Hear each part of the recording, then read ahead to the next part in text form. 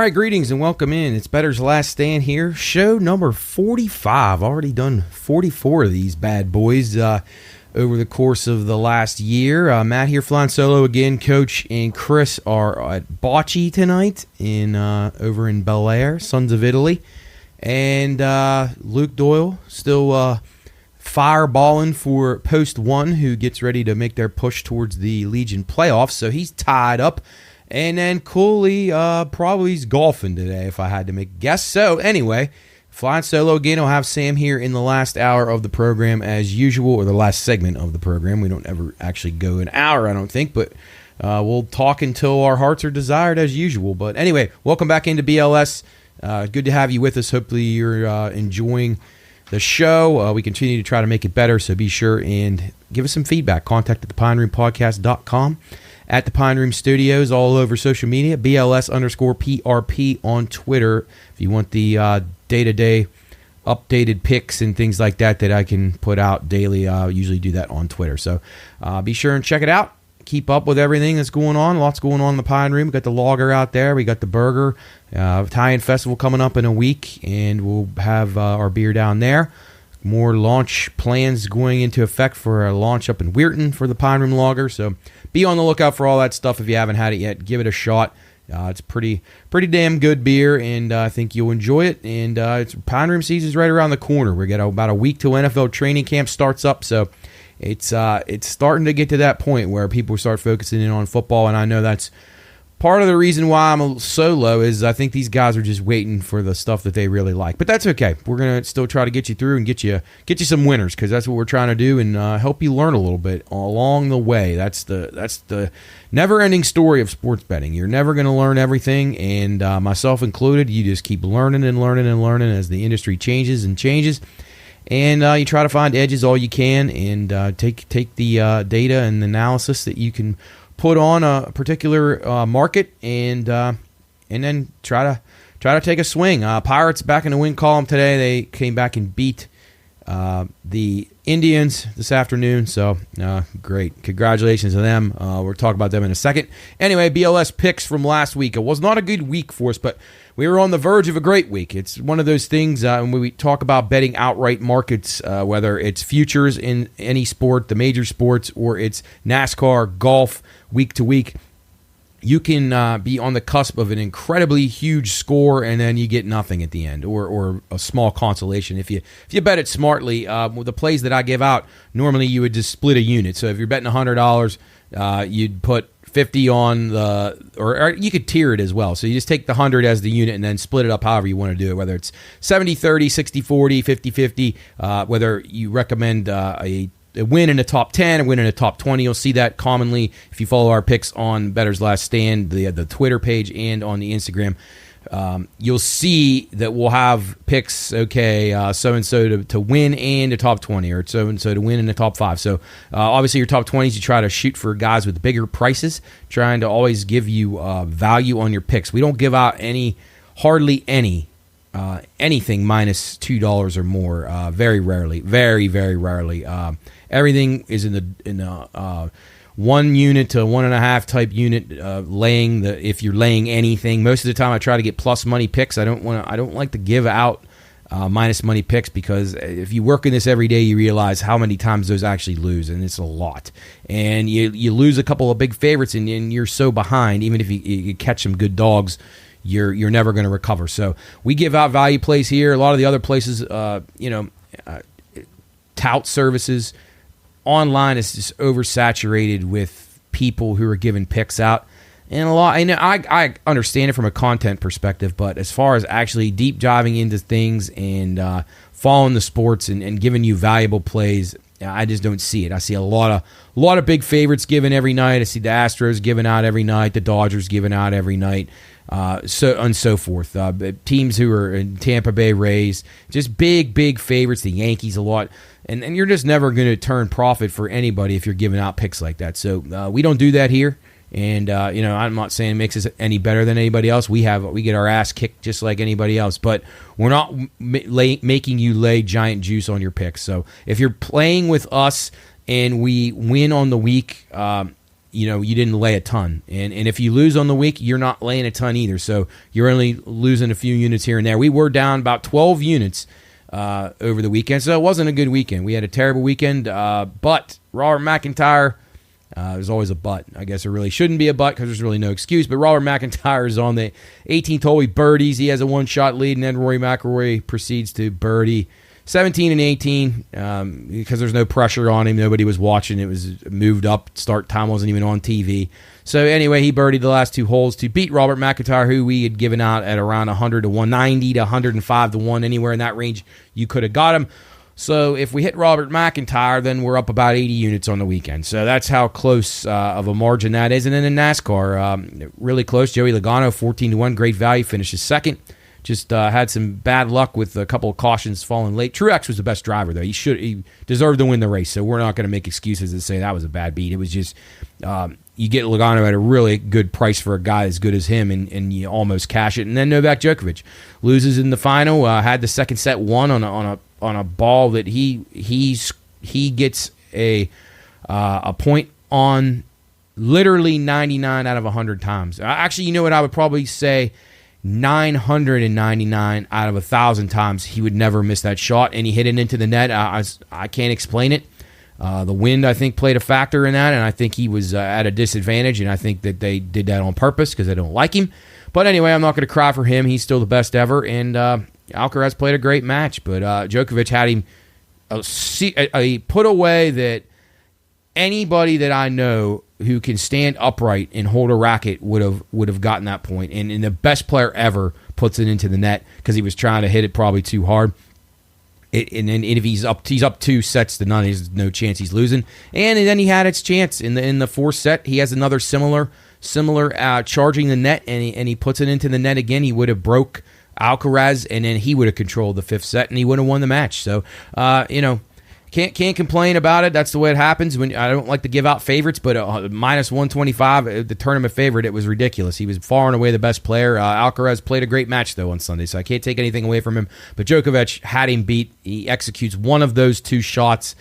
He wins, and even he would say he didn't play his best. But anyway, we're not going to cry for ourselves. We're going to try to bounce back. Sam had some rough times at Indy. He had Scott Dixon get a top 5, so, just treading some water, but it wasn't our best week. So we're going to be honest with you. We're not going to sit here and tell you we win every week because that's absolutely bold-faced lie, and everybody that tells you that they do is lying to you. So you should explore it a little bit more and realize what they actually are giving you, and don't believe in these high-price favorites that they're laying out there for you every night, and then you're laying 280 with the Braves and they get beat, and you don't want to do that. That's just not the way you're ever going to get ahead in this game, and getting ahead in this game is almost impossible anyway. So we'll swim upstream together, and we'll keep trying to teach and learn together and figure out ways that we can combat this. Cavs win the Summer League. NBA Summer League is behind us. Not that was that intriguing to us here from a betting standpoint. Watching numbers there, watching player personnel is really tough to track. The running backs in the NFL all pissed off about their contracts, and they're not getting money, and they're not getting any respect, and wow. So I found it interesting, and before I came in here today, A.J. Highsmith of the Steelers just got a really lucrative deal, and everybody knows he's not even the best pass rusher on his own team. So what that is saying to me is it just reinforces why these running backs aren't getting the money that they think they deserve, because they're replaceable easily. Pass rushing and quarterback play is what's winning games right now. Getting off the field on third down, that's where the Steelers have Watt and Highsmith now. So they're investing a lot of money into their edge rushers. And they know how key that is. It's a passing game. That tells you right there running backs are useless. Defensive tackles aren't getting that kind of money unless they can rush the passer a little bit too, or basically control the interior, taking on double teams like Vince Wilfork or Aaron Donald.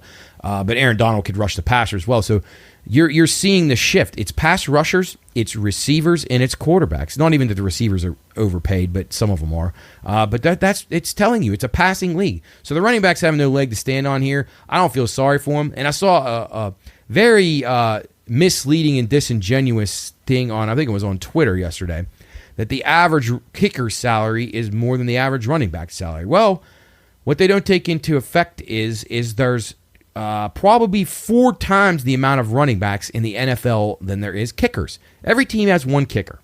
You may have a time where you have 2, and that's would be maybe no more than 2 teams. So you got 32, 30 kickers tops in this league. Running backs, you have at least 4 on every team, plus guys on the practice squad, which count against that average number. So if you're dividing the pie by 5 or 4, it's obviously going to come out to less than if you're dividing it by 1. So yeah, running backs are not underpaid compared to kickers. They're not getting paid less than kickers. That's just misleading. Some of the guys who are on entry-level contracts, rookie contracts, practice squad contracts, they drag the average down. So again, a disingenuous tweet to try to make it look like these running backs are guys that you would feel sorry for. Franchise tag, you still get paid a ton of money under the franchise tag. So again, you can't feel sorry for these people. And when's the last time a running back dominated in a Super Bowl? Terrell Davis, maybe? Jamal Lewis? I mean, it's been a long time. Guys who run the ball in the Super Bowl lately have been value-type running backs, guys who can catch the ball, guys who can block. Last year, Pacheco, Jerick McKinnon, and you go back to the Rams did it by committee after they got rid of Todd Gurley and so forth. The 49ers have always been by committee. The Buccaneers didn't have one go-to back. I mean, Fournette kind of took the majority of the carries, but it was Tom Brady and the receivers that won that game. It was Matt Stafford who won the game for the Rams. It was Patrick Mahomes in the 2 Super Bowls that he had, although I will make a case Damian Williams could have been the MVP for the first one that he got. I had him, so I'm a little bit partial to that. But again, Damian Williams is a dime a dozen. I mean, he played well in the game, but week in, week out, running backs just aren't winning games in this league, and they got to be there in the playoffs. You got to utilize the running game, but you can do it by committee. The Eagles showed committee. 2-3 backs. That's what you want now. You don't want one guy. You get one guy, you're sinking money into one guy. It's a mistake. And I don't care how good Barkley is. He hadn't won anything. And any of these guys that are bitching about that, they should just get over it. Shifting over to hockey. As one more thing, NFL training camp starts next week. We'll have the Hall of Fame game in a couple of weeks. So right around the corner, football is, like it or not. Hockey also getting kind of close to coming back. It'll be back in October. Their training camp will be starting up in late August and September. So get ready for that. Penguins still trying to figure out a way to get Erik Karlsson, which would be a nice upgrade to their power play and their offensive firepower. So that's kind of the trade they're kind of waiting on. It looks like they've improved their depth a little bit. We'll talk more about hockey. Hopefully get Chris and some other people that want to talk about that as we get a little bit closer. And we'll try to give out some future picks, some things that you maybe be looking at before everybody starts to pay attention to hockey. That's when you can kind of get a little bit of value. Baseball. Last night in baseball. Last night was Tuesday night, so you're listening to this on Friday morning probably. And Tuesday evening in baseball, we saw 12 teams score 10-plus runs. It's the second most ever scored in a day in MLB history. The last time that happened, there was 13 teams that scored 10-plus runs, and that was way back in 1884. So that's been quite a long time. Quite remarkable last night. Every game is just, my God, if you had unders last night, you had to be just, you were done fast. But a lot of runs, a lot of terrible bullpens, and MLB is starting to take shape now. You're starting to see who the pretenders are, who the frauds are, and who the teams are who aren't going to lose more than 2 in a row, and then they got stoppers, and they figure out ways. The Orioles, one of those, they just lost twice to the Dodgers, and they just beat them today. So those are 2 really good teams. So the Orioles still need pitching. They're just not going to win in the playoffs with the pitching that they have. Their starting pitching is just horrible. They've gotten a lot out of it. It's just not very good. But baseball is starting to show its sign. You got teams like the Pirates. You got teams, the Diamondbacks, the Rangers. A little bit of chinks in the armor for those teams. So you got to start keeping an eye on, and you could get some really good value here that I'm going to talk about here in a second. Wilmer Flores of the Giants was the first Giant to get 8+ total bases in back-to-back games since Barry Bonds. So, and he did that in a doubleheader yesterday against the Reds, who have not been playing very well since the All-Star break as they lose again to the Giants. The Angels so they will not trade Shohei Ohtani to the Dodgers. Makes sense. Don't want to trade him across town. That'd be a terrible look. But that doesn't mean the Dodgers can't sign him in the offseason if the Angels end up keeping him or he gets traded and a team can't work on an extension, which I would be shocked if they didn't get him to agree to first. So, I mean, a team would have to be really, really desperate and think they're going all in to win the World Series this year. They don't care if he leaves. I don't know which team that would be, but I'm sure there would be one or two out there. Pirates and Yankees, both in last place. I can't tell you how bad both these teams are. Now, I can't really fault the Pirates because their payroll's so low, but their organization is terrible. Compared to the Yankees, though, high payroll, third highest in MLB. And they're a joke. They stink. Their lineup is awful. They don't have Aaron Judge. They cannot win games. Their starting pitching is very average at best. Garrett Cole is a number 2 or 3 at best. And their bullpen is just so-so. They got some guys in different roles that I don't understand. And I think their manager's bad. I think Aaron Boone's an awful manager. I think Brian Cashman is a terrible general manager. And this has been a franchise that hasn't won a World Series since 2009, I believe. So, enough is enough. Steinbrenner's got to be rolling over in his coffin. And the Yankees are going nowhere. I don't care what they get. Short of getting Ohtani, they go nowhere this year. There's nobody that's putting the Yankees over the top. They just aren't good enough all around to be able to win. So I have no faith in the Yankees. I'll be fading them immensely.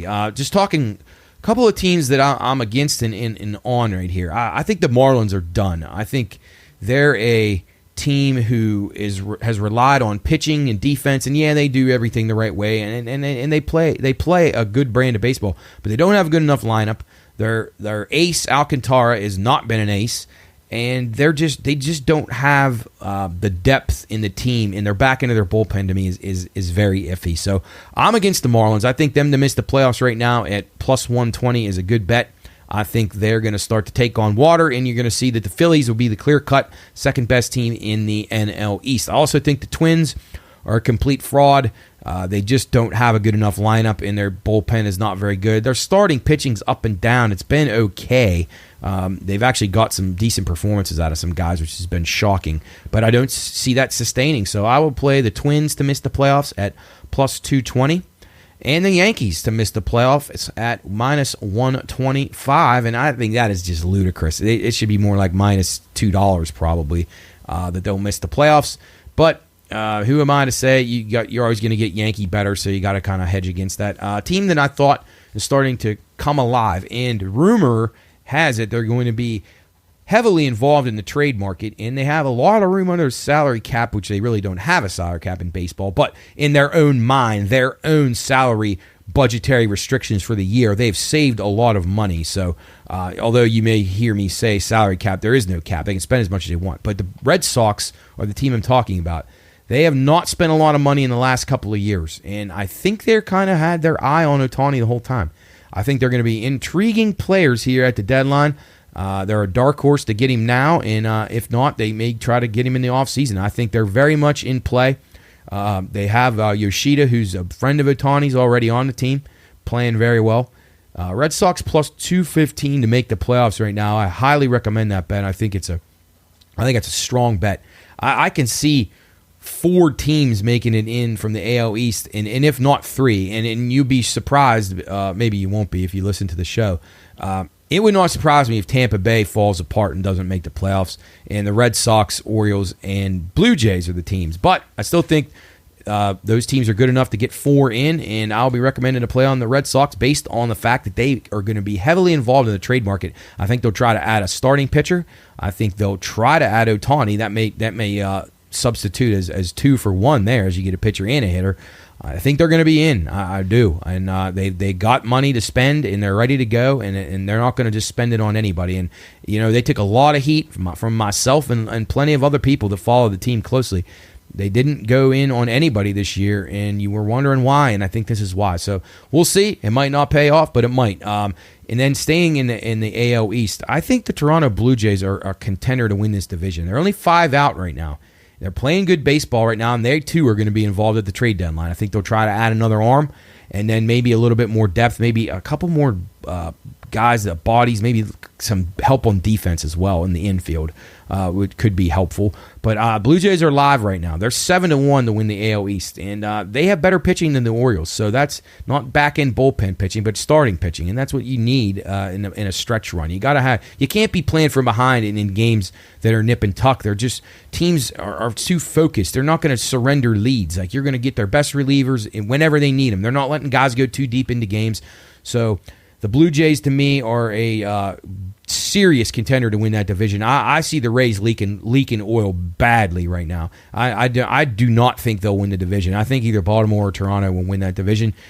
So the Orioles right now are around 3-1 to win it, and the Blue Jays is 7-1. I recommend the Blue Jays. They have a little bit deeper rotation than the Orioles, actually a lot deeper. So I'll be recommending them. And then if you fade to Twins like I'm going to do, I think the Guardians, who had a little momentum until they blew the game today against the Pirates, plus 265 to win the AL Central. I still think they're the best run franchise in that division, and they're not that talented, and they're not that good on offense, and their bullpen is surprisingly bad, but I think the Guardians, maybe, if they don't sell off, they could sell off at the deadline, though, so some talks, but they're in contention to win the division and get into playoffs. And then I think shifting over to the AL West, the Houston Astros still about plus 130, 140 to win that division. I don't know if the Rangers can hold off the Astros. I think the Astros, once they get healthy, the Astros are just a team who, they're professionals. They know what they're in for. They know how to perform in the stretch run. They're going to add some. I think they're going to be looking for an ace. They're going to add an arm or two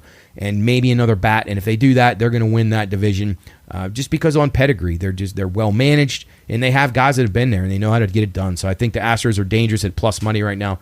Texas is a really good team. They got a lot of talent. I think Texas will be a serious contender for the World Series next year, but they got to add a couple more pieces, and they've been trying to get bullpen help. Got Aroldis Chapman, trying to get David Bednar, trying to get Andrew McCutchen. Not that that's helping the bullpen, but you see what I'm talking about. They're in on guys, so we'll see what Texas can do. But I think the Astros are decent value, and then San Francisco Giants to make the playoffs, even to win the division. I think are worth a look. I mean, they're about 4-1 to win the division. They just play ball the right way. If they could add, they got money to spend too. They swung and missed on a lot of guys, Correa and Judge, and they got money to spend. So they're looking to put them involved in the Ohtani sweepstakes as well. They could be right there as well. And if the Giants get him, they're an absolute contender to win the National League pennant. So I'll be taking a shot with the Giants as well, monitoring them over the next couple of weeks. I think they're a playoff team if they add a piece or two at the deadline.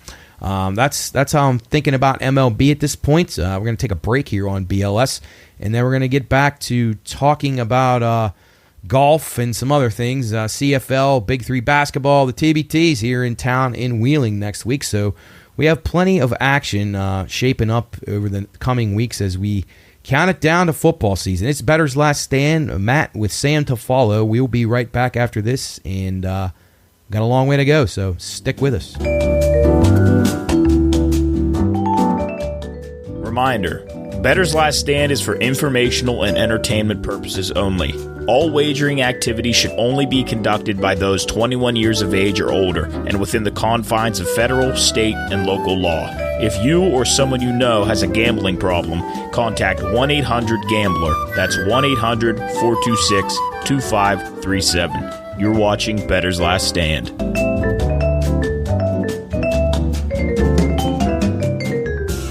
All right, welcome back in. Bettor's Last Stand. Matt here with you, flying solo. As I said, Coach Chris at Bocce, Luke and Cooley tied up with other activities. So, had a rough day at the office or work site, have you? Maybe your relationship's on the rocks. Don't be afraid to drown your sorrows with a few Pine Room Loggers. Just be sure to call our friends at IC Cab to arrange your lift home. After a long night out at the bar, you need a reliable source of transportation to make it back home alive and safe. Call IC Cab, 304-232-1313, or visit iccab.com today. Proud sponsor of the Pine Room Studios, Bettor's Last Stand, Soup and Stuff, the Pine Room radio show on the Watchdog. We really appreciate everything that our friends at IC Cab have done. So be sure and arrange your transportation for the Italian Festival next week and all the other festivals that are coming up, Grecian Festival, all kinds of stuff happening here in Wheeling over the next few weeks as the summer winds down. And it's pretty hot out there. So let's jump into real quick. I'm going to recap World Cup. I gave those out last week, so if you're just hopping in now and you didn't catch last week's show, I went through the World Cup and broke those down. Women's World Cup, that is. It starts up tomorrow, middle of the night, basically late tonight, early tomorrow. It's in Australia, New Zealand. So check it out. It's on over the Fox networks. It's going to be a good tournament, I think. USA heavily favored, but it doesn't mean we can't find some value in there, and they're vulnerable. So just really quick, a few things. You can find these on the Twitter, and I'll add to them as the match-by-matches go. I got Germany to win the World Cup at 8-1, so that one's on there. You can look for a better price, hunt around. Remember, always check other books. If you got accounts in 10 books in West Virginia, find the best one. Ohio, same thing. You got a zillion of them over there now. Pennsylvania as well. Got lots of options. Find the best price there. Germany, 8-1. You can probably find them 10-1. They could also be as low as 7 some places. So a group parlay. Now I said I don't give you out a lot of big prices, but in this case I'm going to pair together a few, and I don't recommend doing parlays very often. But today we're going to give out. Actually, we gave this out last week. Norway, Australia, Spain, the United States, Sweden, and Germany, all to win their groups, and that's going to get you about a plus 250 parlay, plus 250 to plus 270 range, depending on the book you're at. Put them together, see what you can do. If you like another team, substitute one of them out for a little bit better price, so a dog or a second choice type team. Give that a shot, plus 250. Germany to reach the semis at plus 130 is one of my bets. Australia to reach the semis at plus 160. Germany to reach the final, plus 320. Denmark to qualify for the round of 16, minus 120, but there's been juice on this. It's been going up. It might be around 150, but I recommend it around 150. If you keep it less than 150, I think it's a fair bet still. Denmark will be a team that I'll be getting involved with as far as their matches go. I think they're an up-and-coming squad. Exact final. We can get some really good returns here. So throw a few dollars on this one if you like it. Exact final, Germany over Spain at 30-1, and then exact final, Germany over the United States at 22-1. Now, if you don't want to pick a winner in that, you can reduce the odds down a little bit and pick Germany versus the USA in the final. Doesn't matter who wins, in Germany versus Spain in the final. I think Germany's going to be ready to go. They kind of got caught napping towards the end of their qualifying, but they didn't have anything to play for, so I don't really. And they were trying some other things, experimenting with some stuff. So I think they're primed to make a move here. They actually were in the Euro final last year. It was a COVID year, so it got all screwed up. But the last Euro final, they lost to England. It was on England soil, of course. It was basically rigged for England to win. Germany's best player got hurt in warm-ups, pulled something in warm-ups, so they didn't even have their best player. I think they're going to have a lot to prove here. Golden Boot picks, if you can find these. I know DraftKings has them. Unibet has them. Brett Rivers had him. Golden Boot, which means the top scorer in the tournament. I think Sam Kerr for Australia is a really good look. She's a very, very good player, very dynamic up front, can do a little bit of everything. She's 8-1. Alexandra Popp from Germany, that was the girl I was just talking about. She got hurt in warm-ups. She'll have a lot to prove. She's 9-1 to lead the tournament in scoring. And Rachel Daly of England. She's kind of getting the favoritism as the top striker for England right now, which is a very coveted role. But if you don't produce, you're out of there quick. So let's hope. She's in a pretty easy group, and Alexander Popp's in a very easy group. I think they could just rack up some goals early in the tournament. Hopefully, get their confidence going, and they can go deep with their teams and score a lot of goals along the way. United States, I just don't recommend betting any of those girls. Sophie Smith and Alex Morgan, they're too low. Their price, they're set up because they're United States, and that people are going to bet them. So the prices are very low. So I don't recommend those. But enjoy the tournament. I think it's going to be really, really good. Again, I'm picking Germany to win it, but you can see all my picks for the matches and the futures on our Twitter page and Instagram as well. For Friday, you'll miss the Fridays. But if you want to see Saturday's matches, I like the Japan-Zambia game under, Haiti-England over, Denmark women, and then Sunday I'll be playing Portugal-Netherlands under and Sweden in some capacity. They're going to be a huge favorite, so I got to figure out if I'm going to lay goals or what I'm going to do there. So anyway, check out the Twitter, BLS_PRP for those, and the Instagram. I gave out the futures last week, so you're all set to go. But remember, you can bet a lot of these as the tournament goes on. So you're only getting one or two groups playing a day, so the futures will get updated regularly, and you'll be able to get in on them. So don't get scared off if it's too late to the party and it starts already. Some of these teams don't play So, for instance, I think Germany and a couple of these other teams don't play until next Monday. So you got time to get in on them. Hopefully, if the book's good, they'll have them updated pretty much daily. So, and with them being overnight, they should be by mid-afternoon, lunchtime, our time, Eastern time, or even any of the time zones here in the United States. You should be able to get in on updated group winners, qualification futures, and outrights to win it or to make the finals or what have you, make it to the final eight, however you want to do it. CFL last week, 4-0 to the over at CFL. Lots of scoring going on. Favorites were 2-2, so favorites and dogs split out. A game Thursday, Edmonton at Winnipeg. Winnipeg hasn't been playing very well, but that would be an under bet for me. I'll put that one on Twitter, but you already miss it. And then Friday night, if you're listening to this tonight, when you watch your CFL, Toronto and Hamilton, that's Friday evening at 7:30. Total 49.5 will be going over in that one. Toronto's tempting. They're 6-2 ATS against losing opponents in their last 8, so I'm a little tempted there. Hamilton just 2-8 against the spread versus Eastern Division opponents. So going to go over 49.5 there. Saturday's game, BC hosts Saskatchewan, 7 o'clock, CBS Sports Network. BC laying 9 right now. I'm tempted to lay it with BC, but I'm not going to let it get any higher than 9. If it goes to 10, I'll probably pass. Saskatchewan's been bad off the bye, just 2-5 ATS in their last 7 off the bye, so hopefully BC can catch them going, catch them in a bad spot coming off of the bye. But I don't love laying much more than 9 there, so I'm very passive on that. I don't love that play. Sunday, Calgary hosts Ottawa, 7 o'clock, CBS Sports Network. Calgary minus 5.5, total 44. Be taking the Stampeders here, minus the 5, I think. I'm leaning, but I really like the under here. I think it's a good play. Ottawa coming off a nice win last week. I don't see that continuing. They beat Winnipeg. I think that's one of those ones where they're, smelling themselves a little bit, and they come out sleepwalking here in this game. And Calgary beat Saskatchewan 33-31. I think both teams will play a little bit better on defense. So those are my CFL plays. Again, will be posted on the Twitter, BLS_PRP, at the Pine Room Studios on Twitter, the main account of the studio network, and then the Instagram page as well. So that is also at the Pine Room Studios. All right, the Open Championship. I'll be giving these plays out on Twitter. As I just mentioned, BLS_PRP. You can see them, and again, it's just like in the soccer. If you didn't get them and you didn't hear the show, I know it's tough. We tape on Wednesday. We don't put this out till Friday. This is going off in the middle of the night. Thursday. So there's a lot to navigate here. But golf, you're able to get in on markets unlike you used to be able to. You can get in on players after the tournament starts. So plenty of time to recoup anything that you would lose. And again, I can't emphasize this enough. If your players who you like, or if you want to go with any of the recommendations that I have, if you see a guy who gets off to a poor start, they can score pretty well at these tournaments. This is a scores tournament that the Open Championship normally is. And unless the weather conditions are really bad, these greens will be fast. These guys will be rolling in putts from 90 feet. I mean, there's some scoring to be done out here. It always seems to be that way, but this course has been adjusted a little bit since Rory McIlroy won it. This is at Royal Liverpool Golf Club. It's in Hoylake, out on the coast, Liverpool, just to the west a little bit.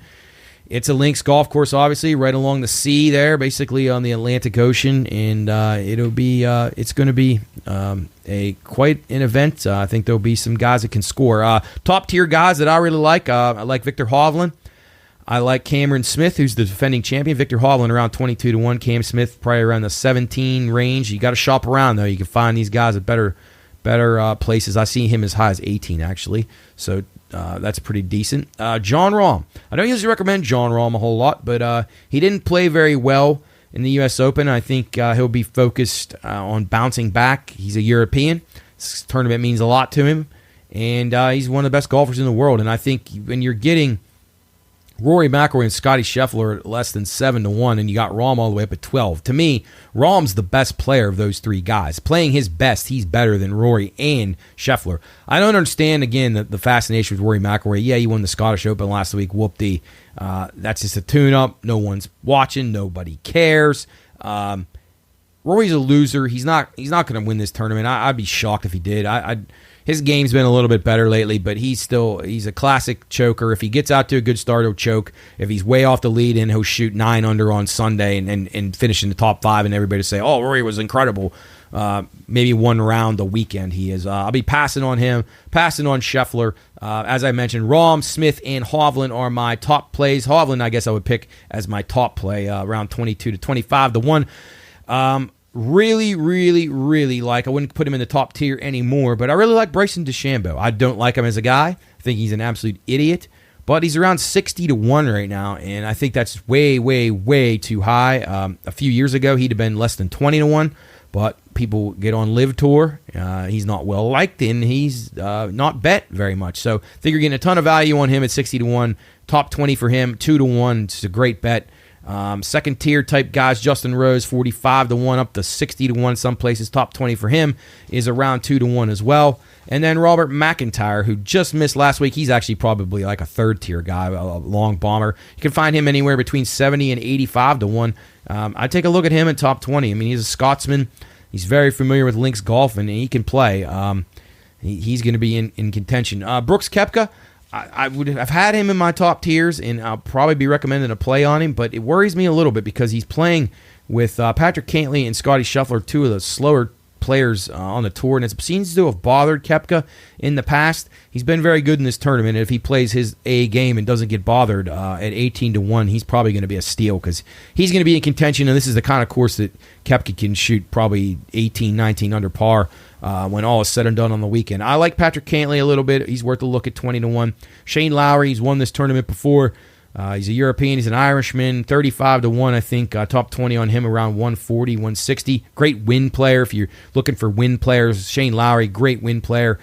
Tommy Fleetwood, I just don't love his price, but I think he's a contender this week. Tony Finau, 50 to 1.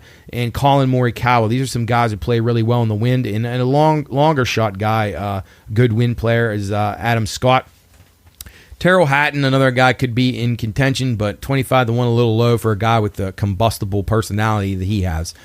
So I'll probably be passing. But if you're looking for guys who can play well in the wind, these are your guys.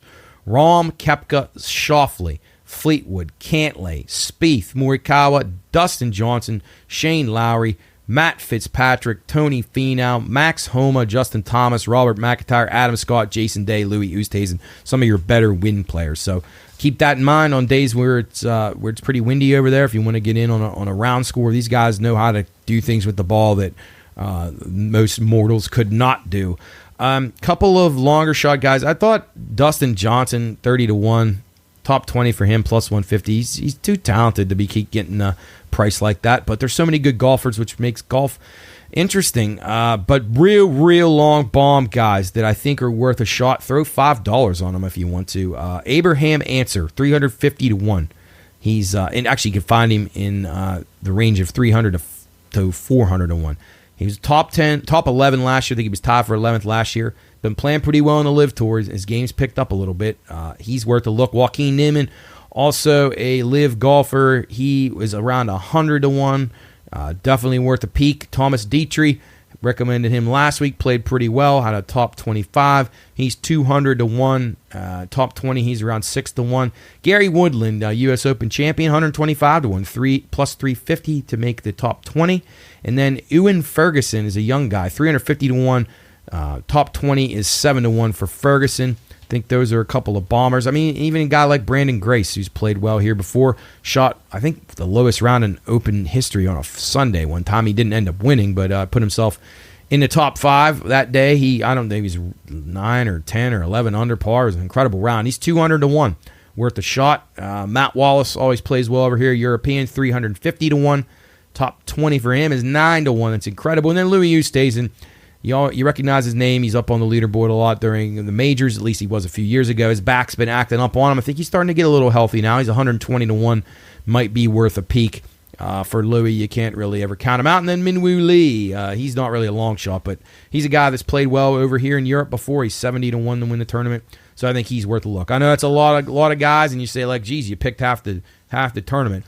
Well, I'd say my suggestion is to, if you think that's too many guys, it probably is, wait around a little bit, see what guys present you with opportunities for the weekend, And if you like a guy, and I liked him too, then maybe you say, okay, we're thinking the same. Maybe we can cash in on that, and we can both be right on that. But lots of golf to be played here. 4 days of action-packed golf starting in the middle of the night our time. So hopefully you enjoy it. I wish I had picks from Coach here, but he's over at Bocce.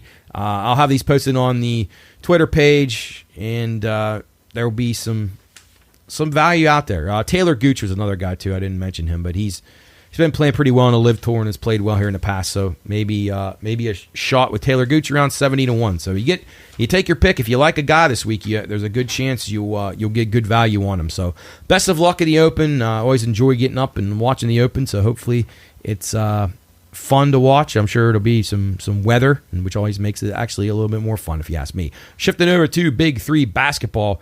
They go to Miami this week. It's week 5. I still haven't got a very good hold on this. Last week I think we were 2-2 in our bets. It wasn't pretty though. Favorites were 3-3. Unders were 4-2. The Killers, the Ghost Ballers, the Power, and the Triplets are all 3-1 right now. We didn't have any odds up on these games yet. Again, I think the odds makers are really struggling with finding out power ratings for these teams. So as I took a look today, it was tough. There was about 3 games that I thought I could make a decent number on. Then the other ones I don't. I'd really have to stretch or guess, and I won't be doing that because I don't really have to yet. We'll just wait and see.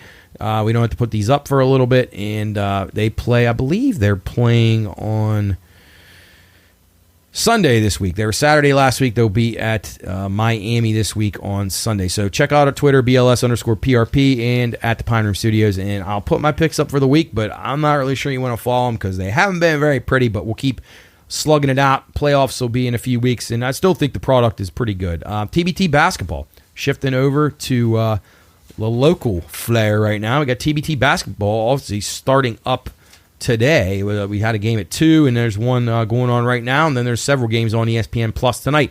The West Virginia Regional doesn't start until next week. I believe it's Tuesday. Best Virginia is 12-1 to win the entire tournament, so they're the 5th choice right now behind Blue Collar U at 9-1, Red Scare at 10-1, Program for Autism at 10-1, and the Aftershocks at 10-1. I believe Blue Collar U is the defending champion, so interesting there. Best Virginia getting some respect. 12-1 to win it all. They're plus 125, the favorite in the West Virginia Regional, and they will be taking on teams like Sideline Cancer at plus 225 in the West Virginia Regional. Heard that plus 550. Challenge ALS at plus 550. Dogtown at 11-1. Zoo Crew, I believe that's the Pitt team, 14-1. Ram Nation 30-1.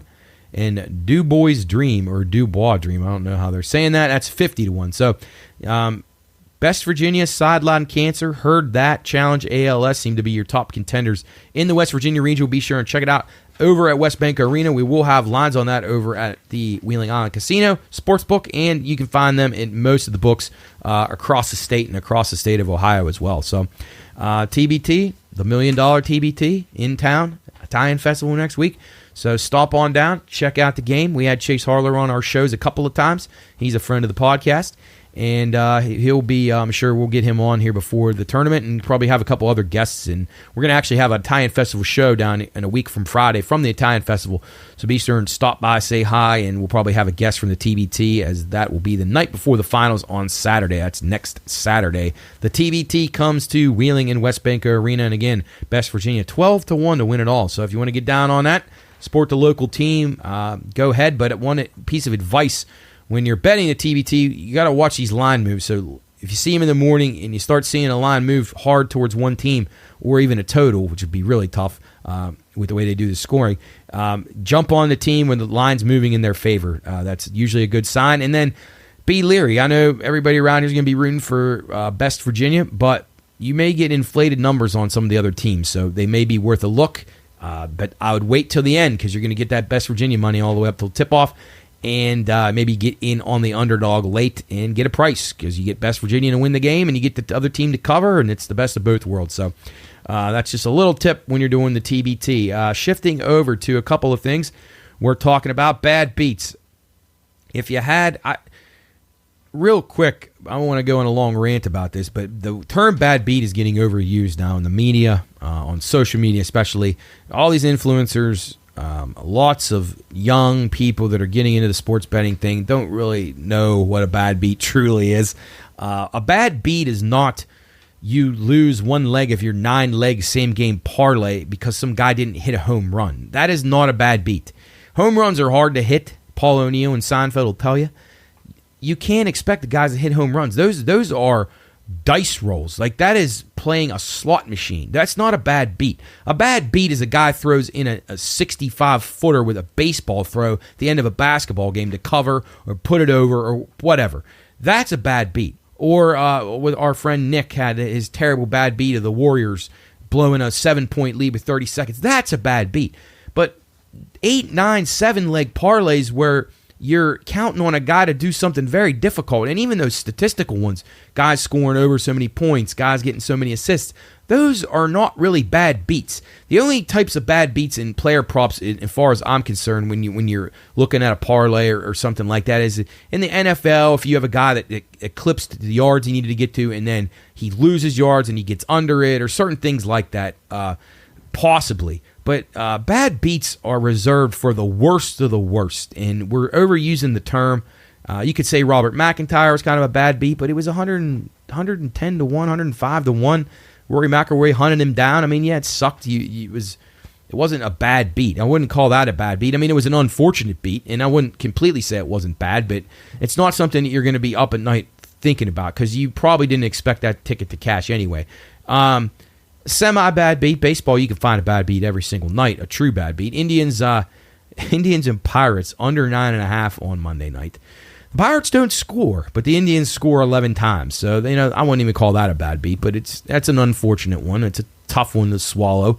And then last night, same thing. It totals 9, and the Indians scored 10 themselves, and then the final was 10 to 1. So, those are semi-bad beats. I wouldn't even classify any of those as really bad beats this week, but quit using the term bad beat. I hear so many times a day, oh, a terrible beat, a terrible beat.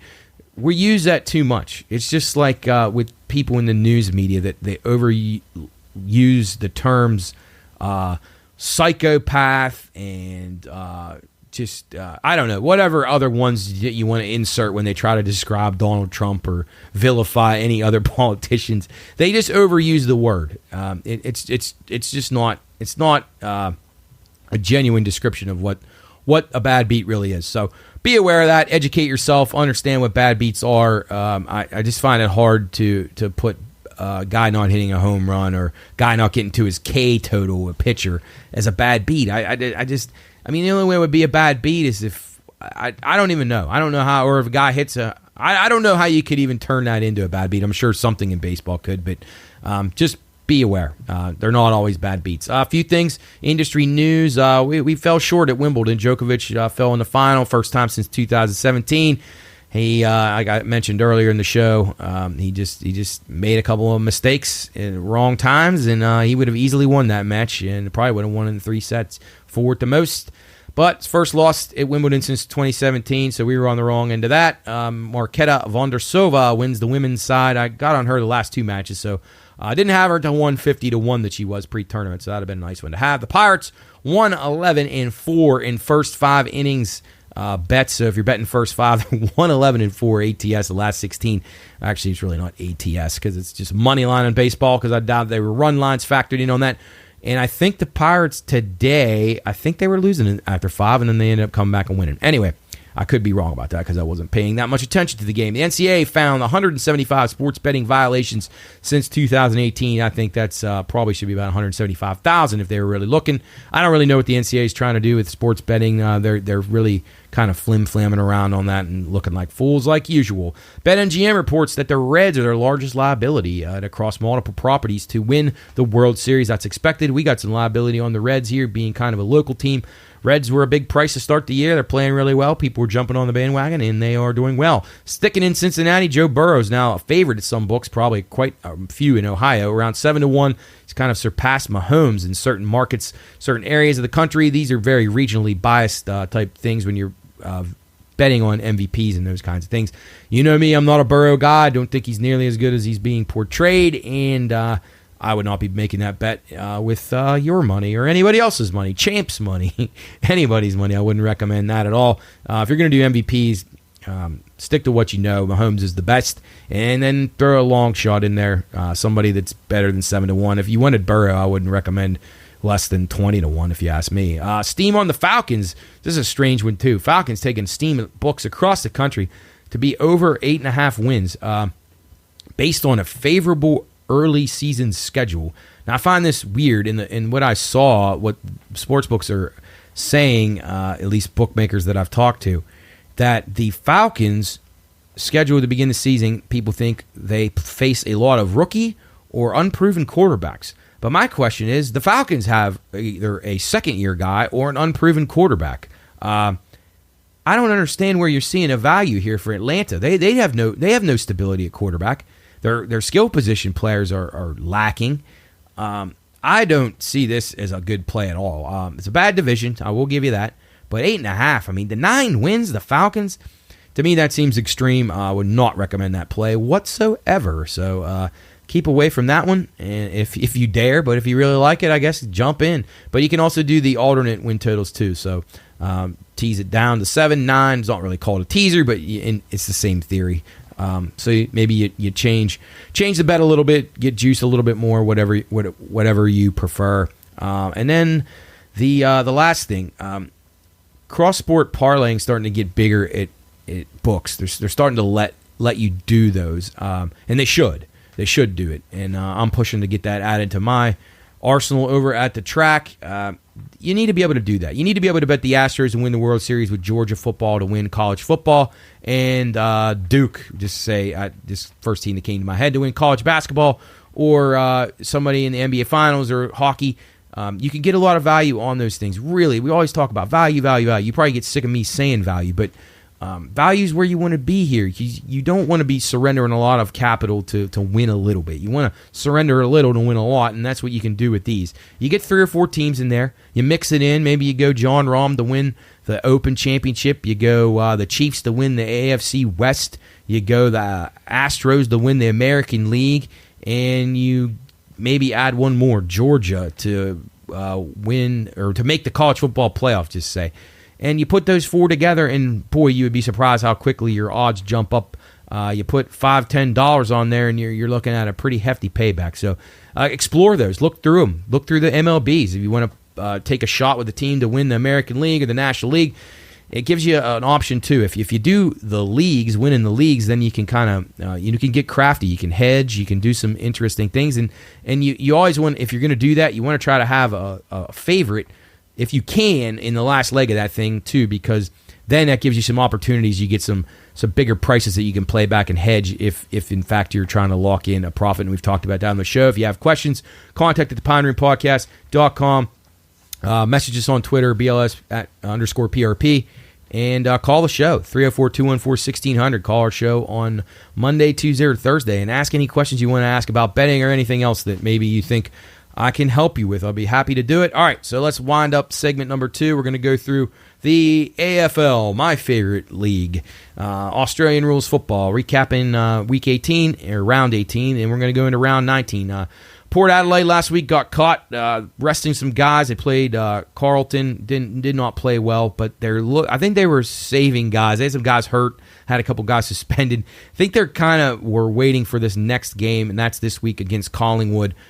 Huge game. Top 2 teams in the league do battle, so I think be on the lookout for Port, and I'm going to talk about it here in a second. I think they're very live this week.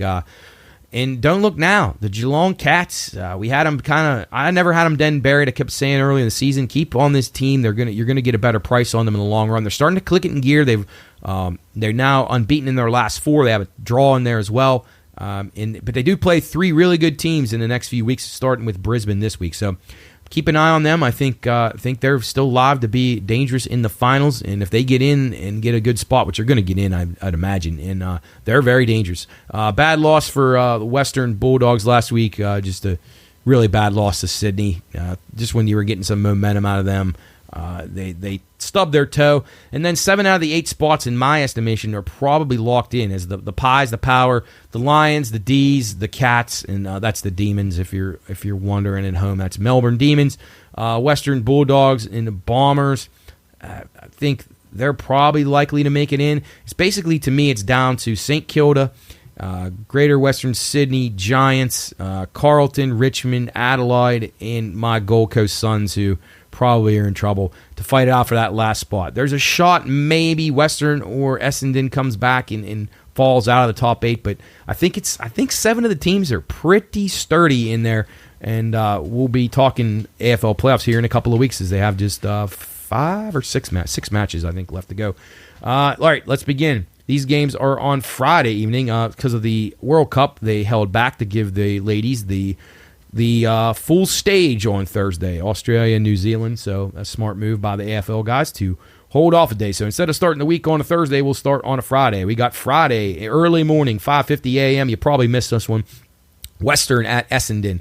Western, a 3.5-point road favorite, total 170.5. I'll be recommending an underplay if you're able to get it in. Again, I'll have it on Twitter, 170.5 under Essendon and Western. Hawthorn at Richmond. This is 11:45 Eastern time on Friday evening. Richmond minus 18.5 at home, 162.5 the total. Hawthorn off a win over North Melbourne, which North Melbourne is so bad. Richmond, I think, takes care of business well here. Minus 18.5, I think they get the job done. I don't love Richmond, but they're 8-1, and they're still alive for the playoffs, so they need to win this match and win it convincingly to get some momentum rolling as they come down the stretch. On Saturday, 12:10 a.m., late Friday night, early Saturday, you got the 1-16 West Coast Eagles visiting the Carlton Blues. Carlton minus 57.5. I think there's steam on this. It'll probably be at least 60 by the time you hear this. Total 174.5. I'll be recommending Carlton and the over against West Coast. 2:35 a.m. on Saturday. It's the Geelong Cats and the Brisbane Lions. This is going to be a great match. Brisbane at home. Great effort last week. They lost by 1 to Melbourne in just a tremendous game, probably a future playoff matchup. Brisbane 13.5 at home, total 173.5. Tempted to play on the Cats here, but I'm going to pass. Brisbane is really good at home. This will be a big test for the Cats. If they want to come out and play their very best here, it could be a great game. 173.5, I'm going to be recommending an over there. I think Brisbane will be going up and down the field. They may have the best offense overall in the league. Collingwood at Port Adelaide, 5:40 a.m. on Saturday morning. This is a great game. The two best teams in the league, Collingwood, the Magpies at the Power. The Power, I think, were playing possum last week. They're at home. Their fans are going to be so pumped up. They sat 7 guys last week. They're a 2.5-point home dog. Probably play the Power on the money line. Probably get them around even money, maybe minus 110, minus 115. Dead even game here. Total 164.5. Lean to the over, but in a game like this, two great teams, this could turn out to be a defensive battle, so I'll probably pass on a total play. Sydney at Fremantle, 5:40 a.m. Saturday morning. Fremantle, the Dockers, minus 1.5. Total 167.5. The Swans, they lucked into a win last week against the Doggies. I don't see it happening again, but I can't recommend a Fremantle bet either. I don't love them. So I'm going to be playing the under here. 167.5 will go under in Sydney and Fremantle. The nightcap on Saturday, this is 11:10 Eastern time, our time, Saturday night, Gold Coast. My Gold Coast Suns at the Greater Western Sydney Giants. Giants played well last week, and they need to win every one of these games to make it into the finals. So they're going to be ready, and it pains me because I was hoping the Gold Coast can make it. I gave that out as an early season bet to make the finals. They're probably not going to do it. They really need this win right here. Don't see it happening. They're 11.5-point dogs on the road. I'm going to be going with Western or GWS, sorry, Greater Western, minus the 11.5.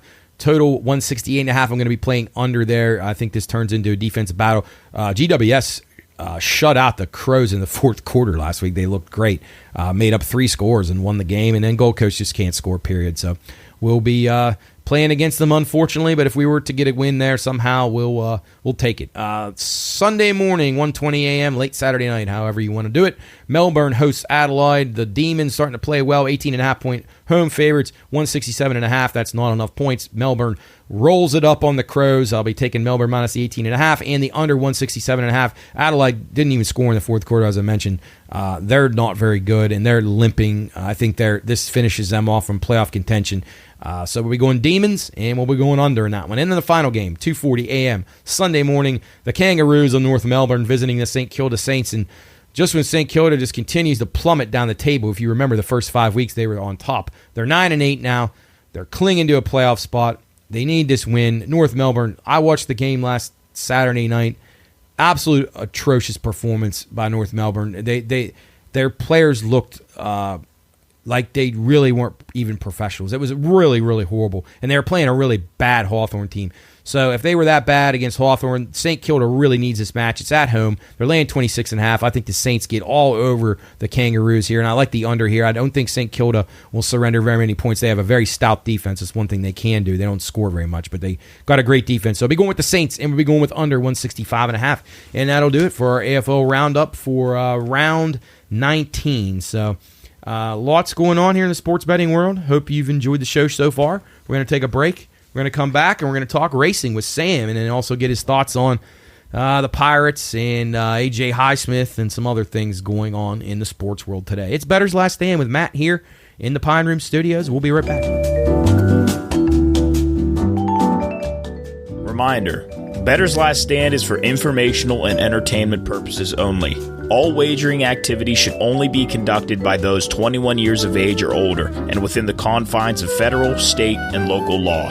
If you or someone you know has a gambling problem, contact 1-800-GAMBLER. That's 1-800-426-2537. You're watching Bettor's Last Stand.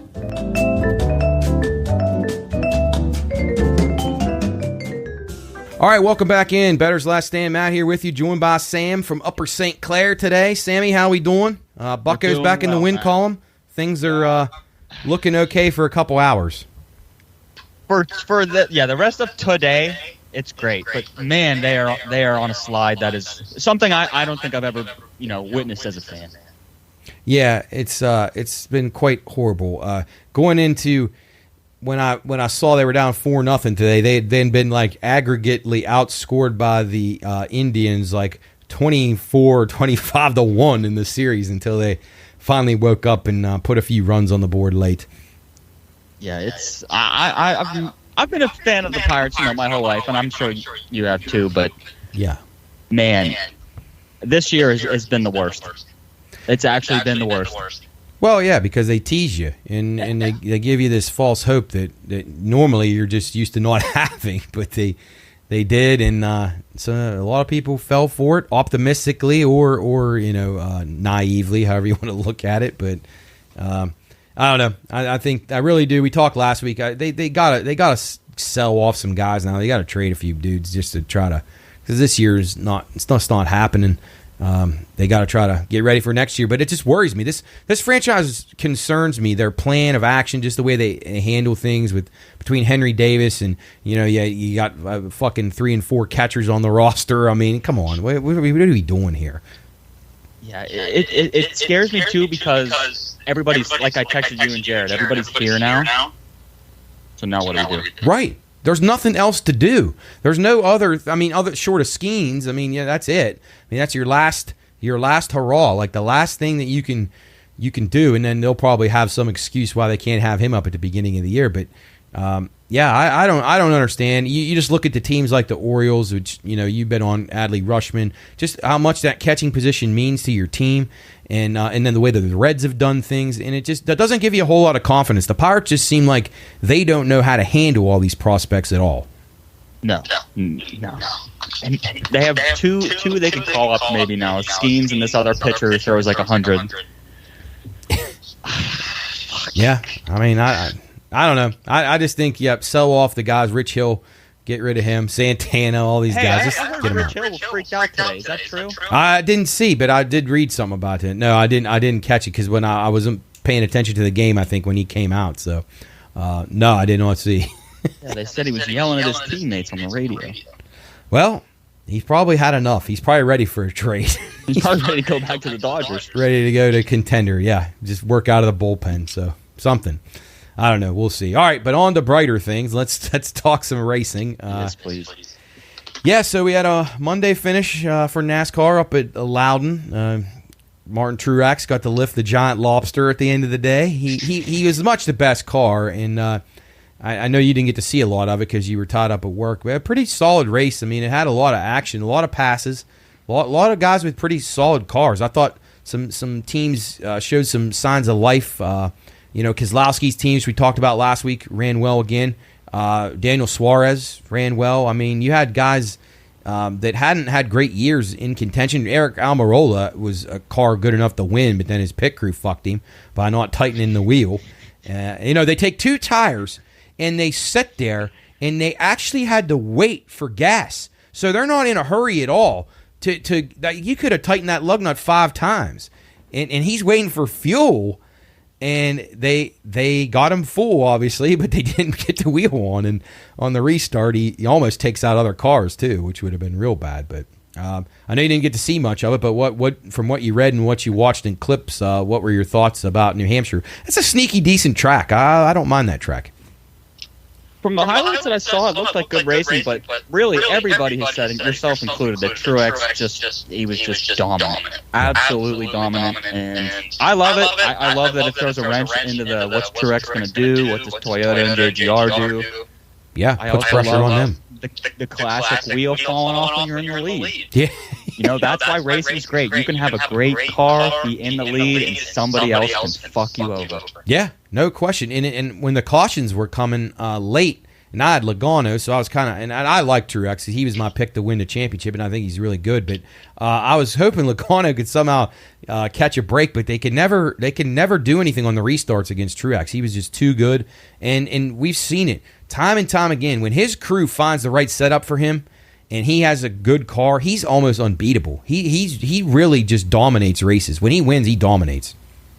Yeah, I'm looking here at this. You got 4 Toyotas, 3 Fords, Chevys. How does Briscoe get a top 10, Matt? Yeah. How does that happen? Yeah, he's on a milk carton, and he finally showed up. Like, here he comes. Oh, remember him?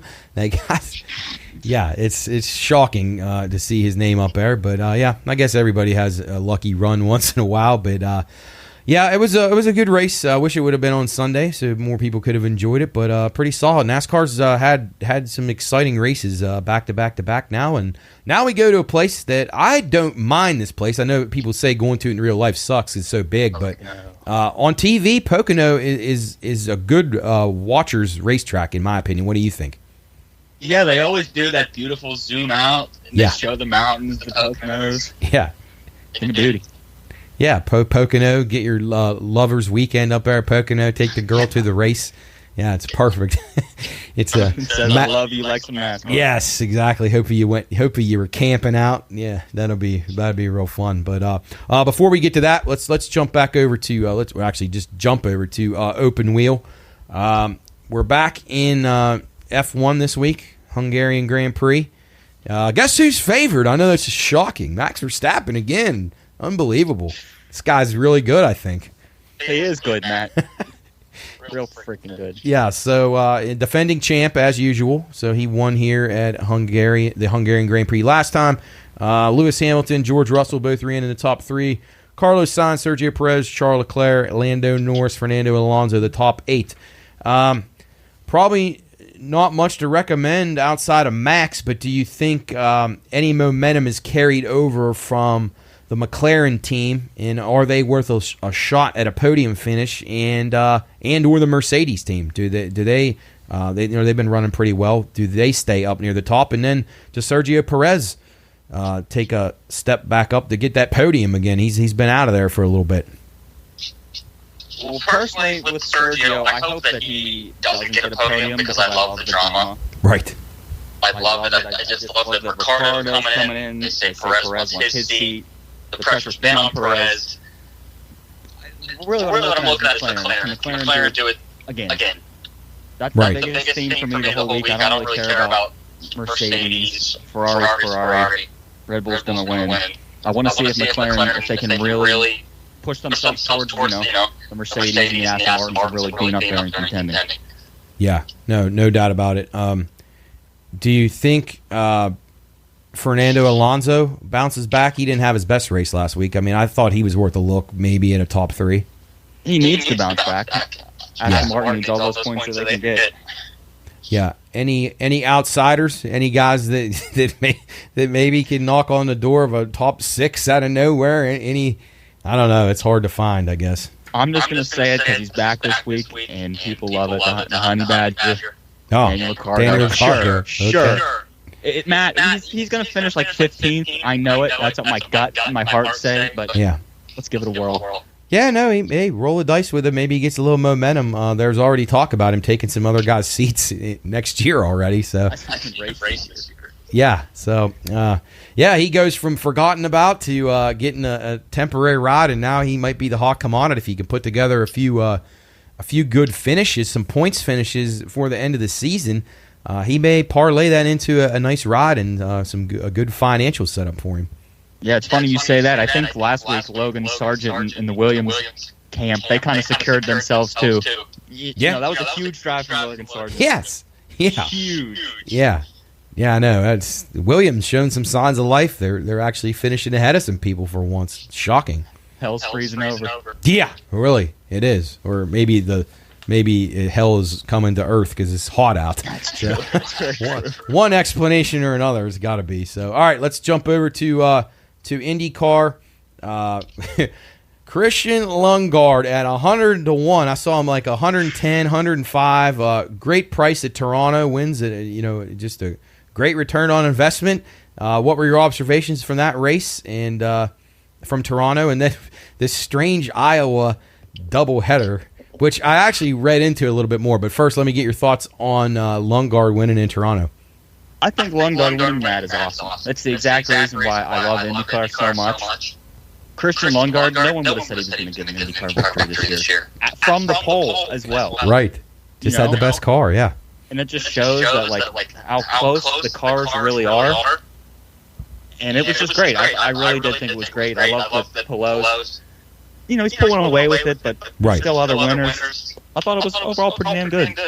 Yeah, so the thing about that, with Lundgaard winning, I do think you make a good point, because in IndyCar, you're able to get, a lot of times you see in other forms of racing, if a guy gets the pole and he's a lesser team or not well known, he'll fade. He just won't be able to hold it together, whether it's a mechanical issue or he's just not that good of a driver. But in this, he obviously had a great car, and he's a good enough driver to be able to win that race against a lot of other really talented guys and great teams. So I think that says a lot about him and his team for just getting him up there and holding them up there the entire day. So just a tremendous performance. And you talk about it all the time about the depth of the driver colony here in Indy.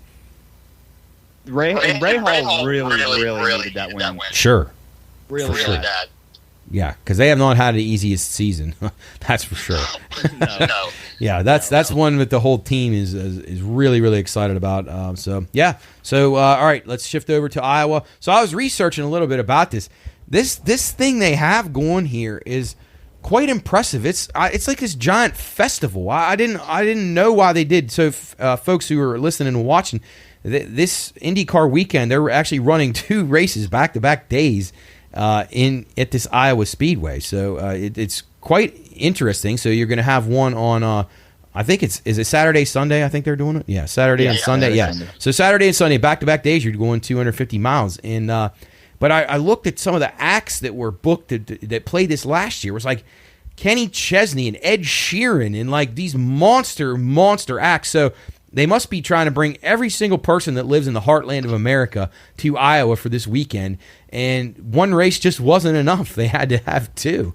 And I guess you could get your fix of music of all kinds and racing. It sounds like quite a thing to see. I remember reading last year when this happened that this was quite the success. It seems to be. I don't understand 2 days in a row racing. Why don't they just do one big one? Right. But I guess more the merrier, more money. I just find it odd because I like the same people for both days because it's the same race. Right. And that's what's tricky about it. There's nothing different. It's not like the tracks changed or the layout or anything. It's the same exact race 2 days in a row. But yeah, I don't. The only thing I can think of is it's a money grab, and maybe just to get more eyeballs live in person. Maybe you however many seats this thing has, you get an entire new set of viewers the next day. And there isn't a lot of racetracks in that area of the country, so I get it a little bit. But it is weird. It's like I don't know. Like, or at least do it race one Friday night if they had lights, under the lights, and then do one Sunday afternoon. Give them a day off in between. But I don't know. I guess these guys are tough enough to handle it. But you're right. Last year's winners, Newgarden and Pato O'Ward. O'Ward finished second and first. And then you had Will Power was in the top 5 in both. And Scott Dixon was in the top 5 in both. Colton Herta didn't run that well. Joseph Newgarden was the one. He won the first one and then finished 24th after a crash in the second day. Who are we going with? Do you see a lot of those same guys I just mentioned? Newgarden, Ward, Power, Dixon as the guys to beat? Or is there a new shooter that you're interested in? I'm going with Will Power this weekend. Okay. I like it. There's just something when I was looking at the races, the lap leaders throughout the race, that's one thing I always check just to see who can manage to get themselves to the front consistently. They may not win. Can they do it year over year? And when I look at all those results, Will Power's name consistently came up as a lap leader at this race. Yeah, he led, just last year, for instance, he led 103 laps in the 2 days. So, and only Joseph Newgarden led more. So, yeah, I would say that's a pretty good guess. Any long shots? How do you expect Scott Dixon? Right now, Scott Dixon and Joseph Newgarden are the second choices in the championship, which Alex Palou is now minus $16. So that means you got to lay $1,600 to win $100 to win the championship. Dixon and Newgarden, the only guys within striking distance. They're 12-1.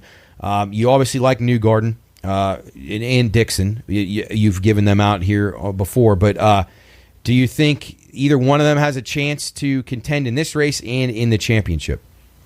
I think if anyone has a chance to contend, Dixon and Newgarden are right next to each other. Right. I would say Dixon. I'm going to go with Scott Dixon. Okay. Over Newgarden. I know Newgarden's won this race 4 times, but it's racing just so hard to predict. Yes, very. But if you can hit one, you can make up for a lot of losses. So that's the good part about it. Let's go to some dark horse guys. Anybody expect to run, better? Anybody that's been trending in the right direction? Colton Herta was a guy last year, was one of the favorites, but he didn't run well. I don't know. Does Lundgaard carry some momentum in? I doubt it, but. I don't think so. I look at somebody like Rinus VeeKay because he finished 4th here in the first race. But he's just been so inconsistent this year, Matt. He's just a ghost. He's non-existent. I've gotten off betting him. I backed him a lot, and I can't do it anymore. Scott McLaughlin has been showing some signs of life. Getting there. Marcus Ericsson, he didn't run particularly well here. He was in the top. I guess you can't say he's 8th and 6th. So that's not terrible. I don't know. I didn't see anybody that really struck me. I don't think Alexander Rossi was worth a look. I don't know. I don't really have a whole lot of dark horses, but I agree with you. I think VeeKay, if the guy just can't put it together, he just seems like he has too many mental lapses in critical times. Yeah, I'd love to see Lundgaard do another one 2 weeks in a row. Yeah, I'm sure he would too. Ray Hall Letterman would be pretty pumped up. But yeah, they could use it. All right, so we're gonna go with Will Power, and that one I agree with you. I think he's gonna be very strong, and you can never really right now count out Alex Palou. I guess he's just always on the radar as a guy that I don't know. Maybe he didn't run particularly well here last year. So he was, I think, 13th and 6th. So maybe you get a little bit of value on him this week. Is he worth rolling the dice if he's like 8-1 or something? Yeah, I would say so. Yeah, definitely. Yep. 8-1. I agree, because most of the time you're getting him around 3 and 4-1 if you're lucky, because of the way he's been dominating. So keep an eye out for that, folks. If you see a decent price on him, it might be the time to get him. You got back-to-back days, and then be looking at guys who race well on Saturday, and then maybe trying to beat him on Sunday with a different guy at a better price. So we'll have more analysis on that if I get any more thoughts from Sam from the weekend once they qualify and get over there. It's a long time to be spending in Iowa. They got few days. They're stuck there for a while. I'm assuming they're getting there probably tomorrow, and by the time they start getting some practice time under them and qualifying, they're going to be there for like 5 days. It's going to be like they're in Indianapolis Motor Speedway. Yeah, hopefully they get to run into like Coach Ferentz or something like that. Yeah. The race will be a little more exciting than Iowa football, I'd say, but we'll see. Let's hope for that. A lot of punts in Iowa football. Yes, sure is. Low-scoring affairs. All right, let's jump back over to NASCAR, the highpoint.com 400 at Pocono Raceway. Right now, it looks like Kyle Busch may be the favorite that I'm seeing. Yeah, him and Denny Hamlin, about 5.5 to 1, 5.5 to 1. Kyle Larson, 7 to 1. Martin Truex also around 5-6 to 1. Sam, when I was going through this, I thought there was a lot of guys that were in contention. A lot of guys have run here well. I think Kyle Busch is due for a big run. I like him. He's run well here in the last 2 years. He actually, if you remember, this race had strange outcomes last year. So you had Denny Hamlin wins the race. Kyle Busch finishes second, and they both fail post-race inspections, and Chase Elliott wins. So if you see that, folks, Elliott won the race last year. He really didn't win. He finished third and then got awarded the victory. So that was an interesting one. If you had that in your ticket, that was a bad beat, and depending on the book that you bet at, some of them honored Hamlin, others honored Elliott. So hopefully you were on the right end of that. I think Kyle Busch is set for a big run. I don't love his price, so I probably won't bet him to win. But I thought he was an interesting contender. But like I said, Larson, Truex, Hamlin. Do you see those four being the top guys, or is there somebody else that you like? There's so many good drivers. I guess you could make a case for several other guys. But what do you think about those four guys?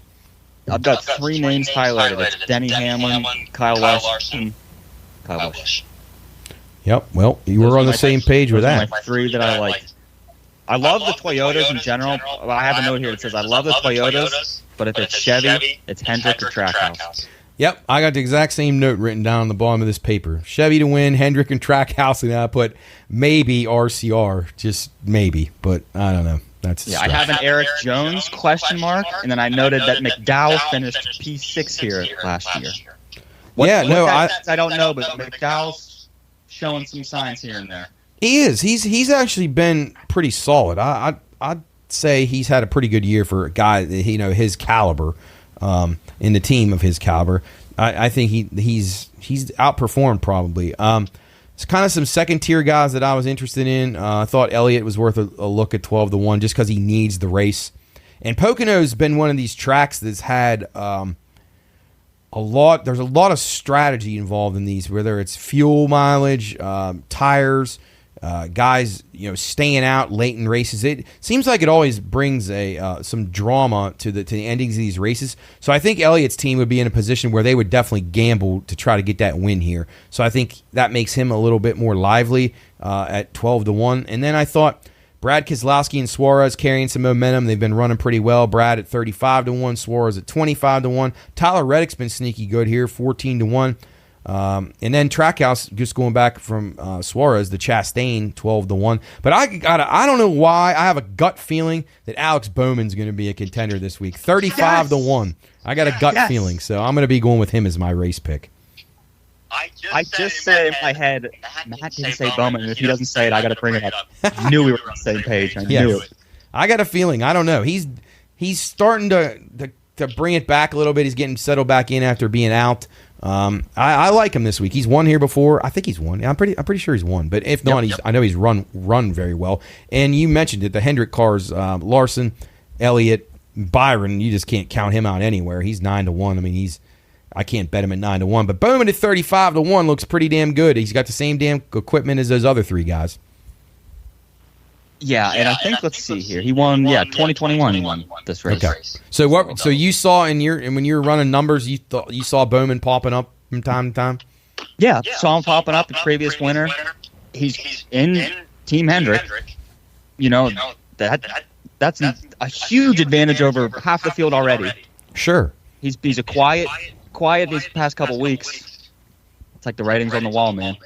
Yeah, and I think he needs a good finish here soon. I mean, you got Byron and Larson are arguably the two of the top three drivers in the circuit right now, and then Elliott, when he's healthy and running well, he's the top three driver on the circuit.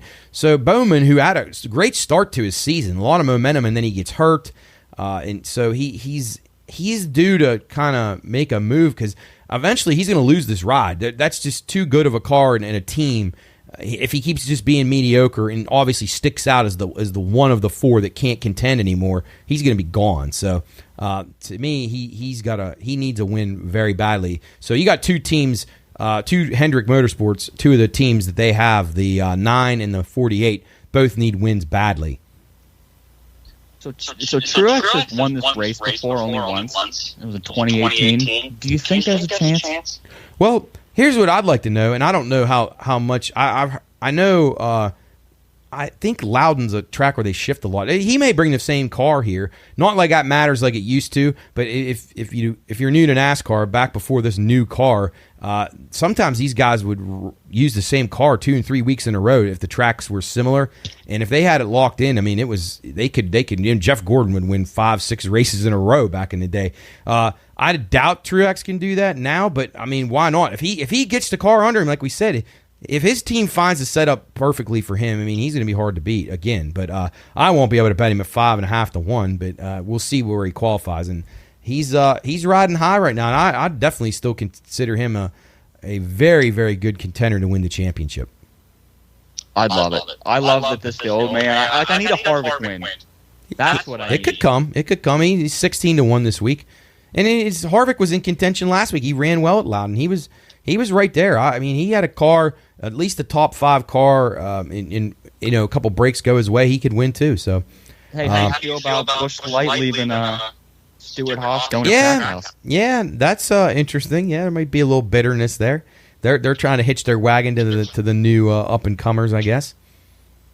I think it's a great move. Yeah, no, for them it makes a lot of sense. They get some guys with some personality. You got.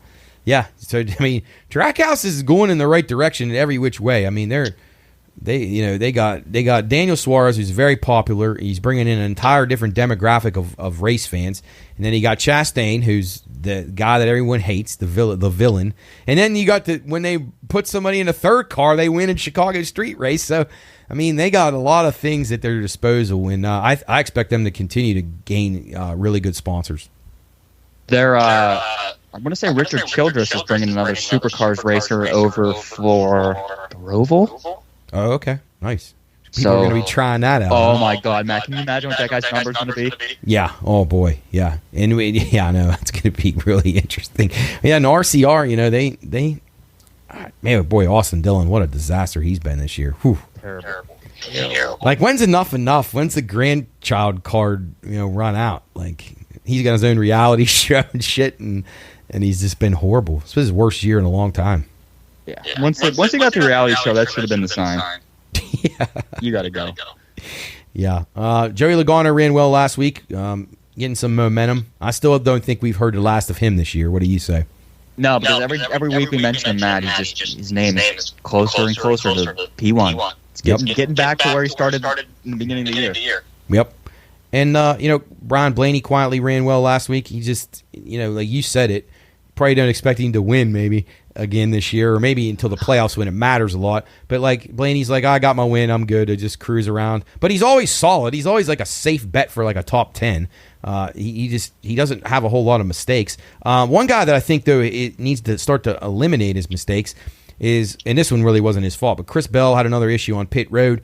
Super talented. He had a great car at Loudon. He could have probably contended with Truex, but a couple of mistakes. He spun late, had the issue on pit road. I think once he gets the consistency there, then I think we'll start talking about him in the echelon of Larson, Busch, Truex, Hamlin, those guys. What do you say? Yeah, I think Christopher Bell was a great racer, and you said it. He's just had things not go his way. That's racing. That's what it is, man. Yeah. It's hard to foresee so many things out there when you got 37 cars and you're driving these cars to the brink of what they can handle, and you got your inches apart. I mean, yeah, these guys are warriors, and it's pretty neat to see them battle each week. And you're getting NASCAR's got to be pretty happy. They've got a lot of different winners, and playoffs are going to be awesome. I'm looking forward to those. We're down to what do we got? 5 or 6 weeks left. 1, 2, 3, 4, 6. Which one's the first playoff race?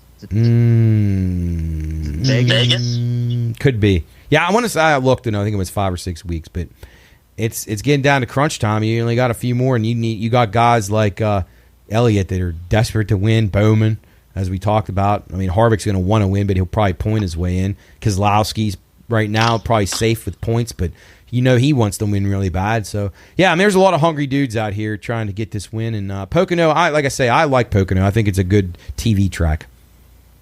I'll have you know, Matt, on September 16th, there's the Bass Pro Shops NRA night race in Bristol. Oh, yeah. The NRA night race. Yeah. That'll be a good one. Yeah, no, when I used to go to that, I went to that race several years, and the NRA was hugely prominent at that. It was I got an old NRA shirt somewhere. You could like sign up for the NRA and they give you a shirt. It was cool, but yeah, that'll be some free tickets. I'll sign up. Yeah, I know, really. Packed house for that one. So, anything else on your mind sports wise? I saw the Steelers make a big signing today. As Highsmith gets paid. What are your thoughts on that one? I love it. What people on the radio calling? Oh, he's overpaid. He's not T.J. Watt. Now they can't sign other people. I don't know what Steelers fans want, Matt. Right. No. Here's right. And here's what I think, and I think it sums it up. From what we've heard in the NFL this week, we have a bunch of running backs crying, and we have people now talking about, here's a guy that's probably like Robin to Batman for the Steelers. But it shows what the league is. You need a guy that can throw the ball, and you need guys that can rush the passer and get off the field on third down. And the Steelers now have solidified their outside edge rush. And that shows you that running backs in a running game just is forgotten about. It's just not a part of every week in, week out football. You need quarterbacks that can move the ball, and you need pass rushers that can stop them from moving it, and that eliminates the running back from the equation until the playoffs, when you have to have 3 or 4 backs that can run the ball for you in big games. But I'm sorry, it's that's just the way it is. What do you think? I love that these running backs. I don't love it. I mean, they're still making a lot of money. I get it. But like the Giants, everyone's like criticizing the Giants for not signing them. What do you want? If you have the option to not sign a guy to a contract and you can sign him for $10 million for the year, right? That's just common sense. Yeah, no, I don't think you can criticize the Giants at all. The Giants would be foolish. They see what happens when you do this in their own division. For instance, the Cowboys just wasting money on Zeke Elliott is a stupid decision by them.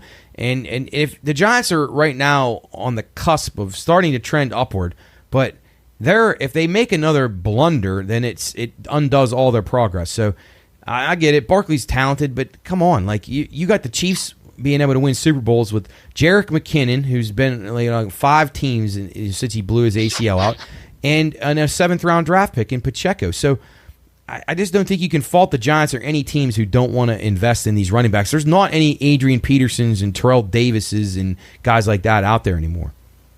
And it's also like you said, you can't just think that Saquon's he's not that good. Right. Like if Daniel Jones is gone all year, their record, I know it's like would be so much worse. Sure. If Saquon was gone all year. You can get by with journeyman running backs. You can't get by with journeyman quarterbacks. We see that. And I know people think Daniel Jones sucks, and I think he took some strides, and I don't think he's that terrible. I really don't. His stats were so throwing the ball, but he ran the ball well, and I think he scored like 7 or 10 touchdowns. He's dangerous in the red zone, and that's another thing that works against Barkley. Barkley wasn't overly good in the passing game, which is a concern in today's NFL. And when your quarterback's running the ball instead of you, that's another sign is maybe we can get by with Matt Breida and a couple other bums in the backfield. But hopefully they find a solution, because you hate to see that for fantasy reasons and various other stuff. But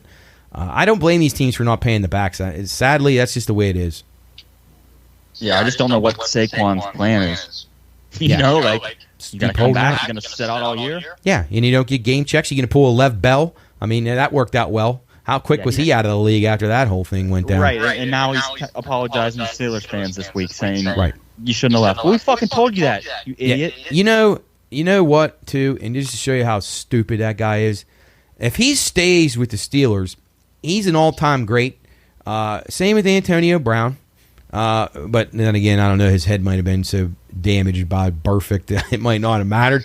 But like those guys all thought, the grass is greener here and there, and it just, I mean, whatever. AB won after that, but just terrible decision making by these guys. They didn't realize what they had, and Tomlin actually did a hell of a job controlling those guys somehow. I don't know how he did it. Yeah, he deserves a coaching award for that. Yeah, I'll say. But I don't know. We'll see. We'll talk plenty of football. Hard to believe training camp starts next week. A Hall of Fame game in 2 weeks. We're back. Yeah. So how's the niece doing? How's little Greta? She's good, man. She's just fussy, hungry, growing. Yeah, good. Just being a baby. How's the dad holding up? I haven't talked to him in a while. Okay. He's great. Good.